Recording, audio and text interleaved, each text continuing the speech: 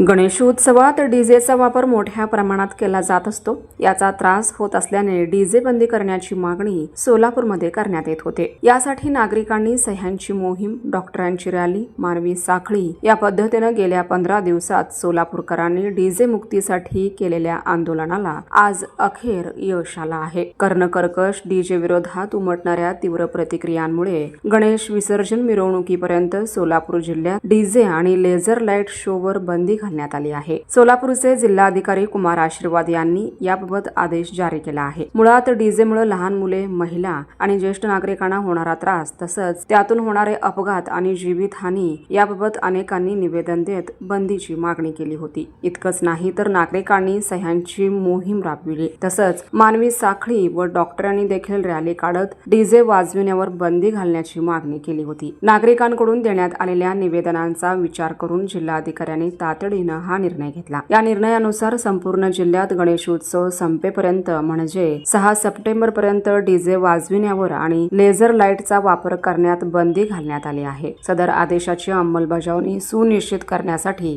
काल जिल्ह्यातील सर्व प्रांताधिकाऱ्यांची व्हीसीद्वारे बैठक घेऊन आवश्यक सूचना देण्यात आल्या. संपूर्ण जिल्ह्यासाठी जिल्हाधिकारी यांनी आदेश काढले असले तरी सोलापूर शहराकरिता पोलीस आयुक्त स्वतंत्र आदेश जारी करणार असल्याची माहिती देखील त्यांनी दिली आहे. तर जिल्हाधिकाऱ्यांनी व्हीसीद्वारे सर्व प्रांत अधिकाऱ्यांना मार्गदर्शन केले. आदेशाचे उल्लंघन झाल्यास संबंधितांविरुद्ध फौजदारी गुन्हे दाखल करण्याचे निर्देशही त्यांनी दिले आहेत.